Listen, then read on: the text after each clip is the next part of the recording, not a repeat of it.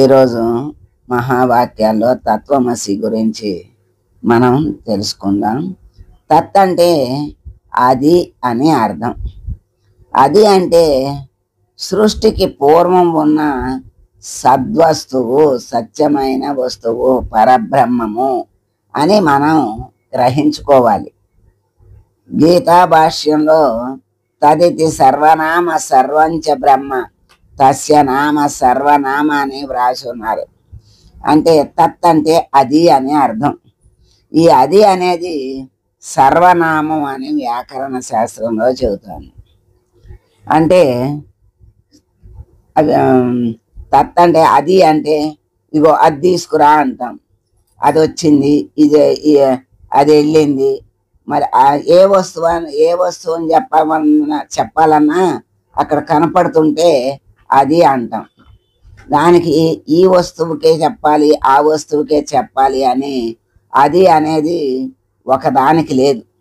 అన్నిటికీ సర్వనామం అంటారు. దేనికైనా అది అని చెప్పచ్చు.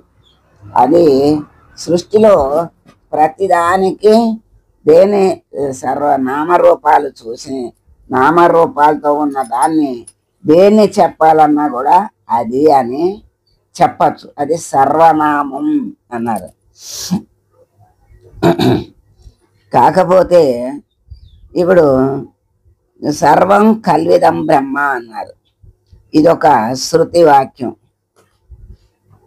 సర్వము అంటే బ్రహ్మము. తత్ అనేది సర్వనామం. అంటే తత్ అనేది సర్వరూపమైనటువంటి బ్రహ్మము యొక్క పేరు. తత్ అనేది ఇక్కడ ఈ మహావాక్యాల్లో బ్రహ్మను గూర్చి తత్ అన్నారు. మామూలుగా అయితే బాహ్యంగా అయితే తత్ అనేది సర్వనామం అన్నిటికీ ఉపయోగించవచ్చు.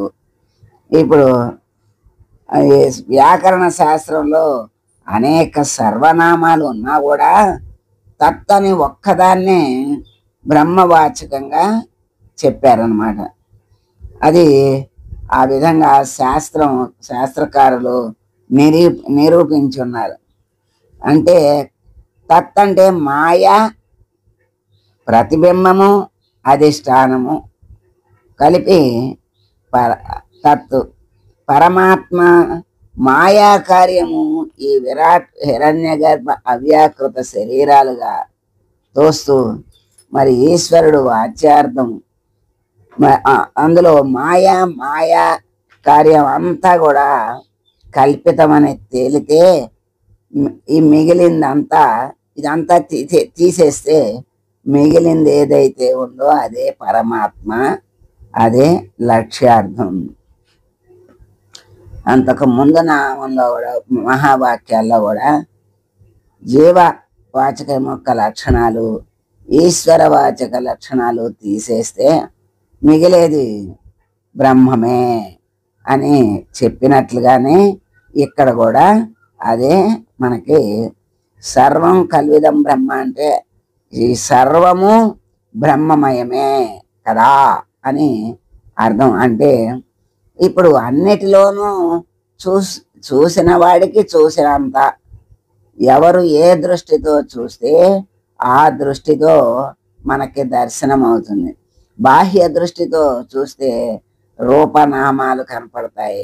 అంతర్దృష్టితో చూస్తే సర్వము బ్రహ్మమే అనేటువంటి దృశ్యం మనకి కనపడుతుంది. అంటే దృశ్యం అంటే బ్రహ్మగానే మనం చూడగలుగుతాం.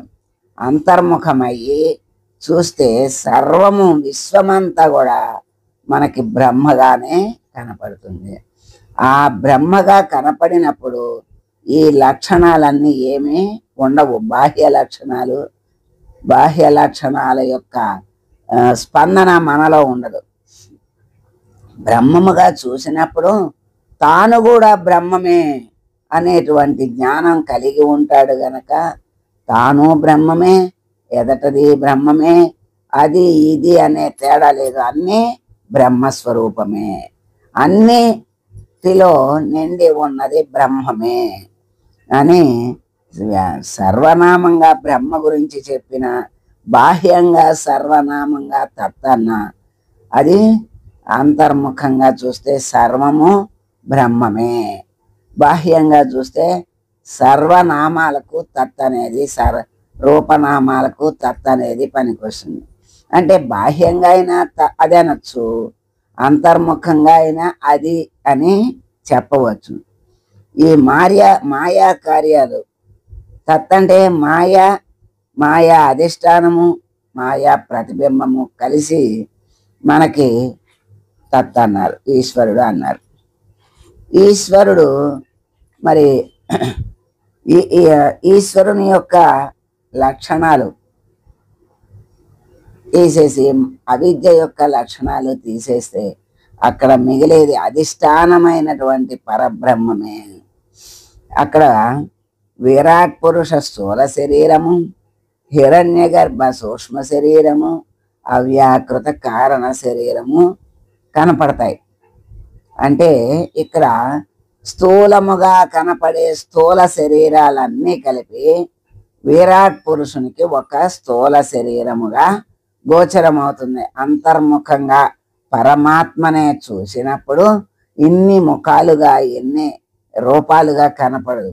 ఆ పరమాత్మ విరాట్ పురుషుని స్థూల శరీరంగానే కనపడుతుంది. ఈ జీవుల యొక్క సూక్ష్మ శరీరాలన్నీ కలిపి పరమాత్మకు హిరణ్య గర్భ సూక్ష్మ శరీరం, వీళ్ళ జీవుల యొక్క అందరి కారణ శరీరాలు కలిపితే అవ్యాకృత కారణ శరీరము అన్నారు. ఇప్పుడు అంతర్ముఖంగా పరమాత్మని, అంతటా నిండి ఉన్న పరమాత్మని ఆ దృష్టితో, దివ్య దృష్టితో చూడగలిగినప్పుడు ఈ విరాట్ పురుష స్థూల శరీరము, హిరణ్య గర్భ సూక్ష్మ శరీరము, అవ్యాకృత కారణ శరీరాలుగా మనకి కనపడతాయి. ఇప్పుడు ఈశ్వరుడు వాచ్యార్థం, దాంట్లో మాయా కార్యం అంతా కూడా కల్పితమే. కల్పితమైనప్పుడు కల్పితమైన దాన్ని తీసేస్తే మిగిలింది పరమాత్మ. అదే లక్ష్యార్థం. ఏది కనుక్కోవాలి, ఏది తెలుసుకోవాలి అంటే పరమాత్మనే తెలుసుకోవాలి. పరమాత్మని తెలుసుకోవాలి అంటే మరి పైన ఉన్నటువంటి పొట్టులన్నీ తీసేస్తే పరమాత్మ దర్శనం అవుతుంది. కండిలో అనేక పొరలు ఉంటాయి, ఆ పొరలన్నీ తీసేస్తే తినడానికి యోగ్యమైన కండి గింజలు మనకి దొరుకుతాయి.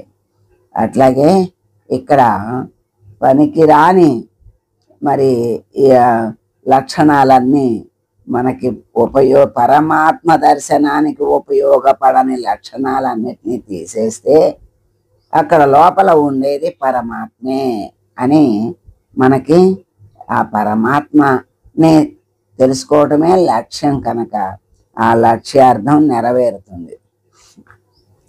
త్వం శ్లోకం ఇంకా రేపు చెప్పుకుందాం. ఇవాళకి మంగళం పాడదాం. మంగళం గురుదేవాయ మహనీయ గుణాత్మనే సర్వలోక శరణ్యాయ సాధురూపాయ మంగళం. ఓం